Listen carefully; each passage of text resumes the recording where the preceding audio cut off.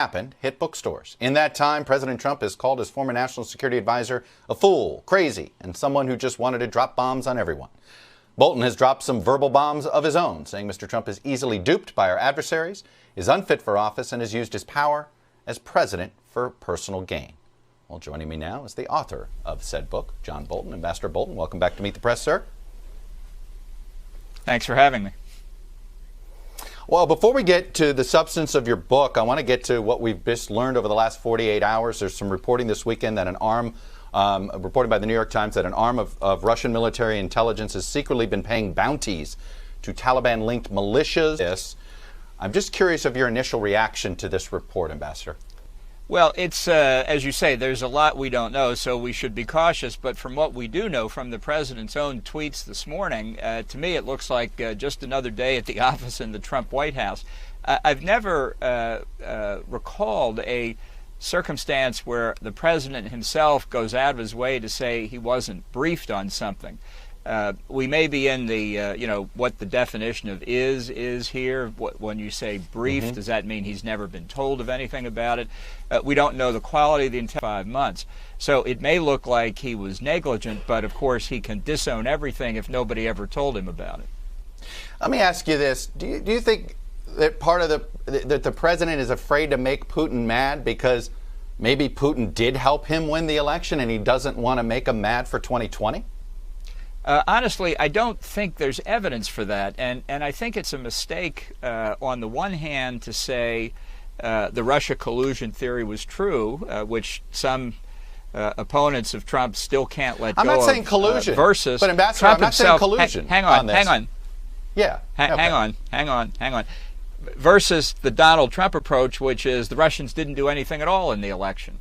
I think it's clear from all the data, and it's been discussed publicly, of course the Russians tried to interfere in the 2016 election, and they're going to try and do it again this year, as will the Chinese and maybe the Iranians and the North Koreans. That's why during the Trump administration, whether the president was fully cognizant of it or not, the agencies and departments charged with trying to prevent that worked very hard to increase our defenses. So why is the president so defensive about Putin? As I say, I don't read anything into it necessarily. If I had evidence, I would reveal it. I just don't know what to say other than he likes dealing with strong authoritarian figures. You've made it clear that you think the president's unfit for office. Do you think a second term of Donald Trump is an existential threat to the country? I'm very worried about it. Look, I think damage has been done in the first term. I lay it out in the book as I see it, but it will have serious consequences.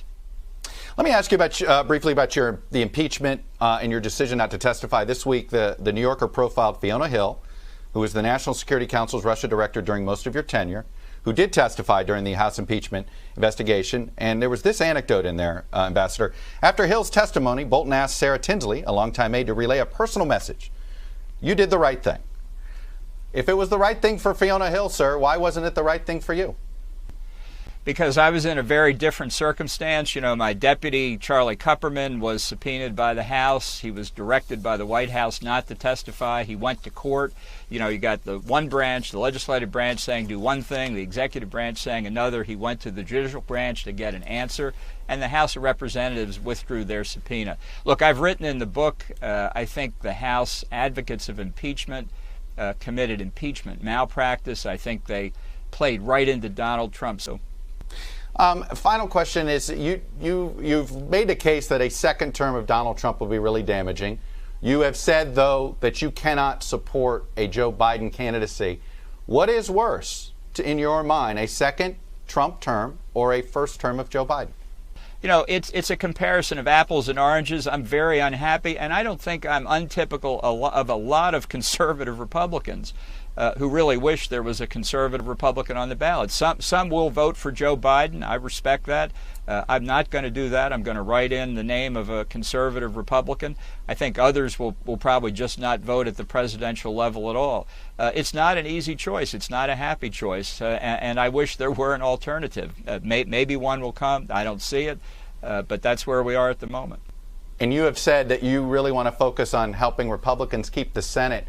George Will, who I know you're very familiar with, has argued that Senate Republicans have enabled Donald Trump too much and they are part of the problem.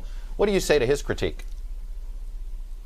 Well, I have enormous respect for George Will and have over the years. Look, this is part of, I think, the damage to the political system that Donald Trump has done, that everything has been torqued around Donald Trump personally. I think politics is about philosophy.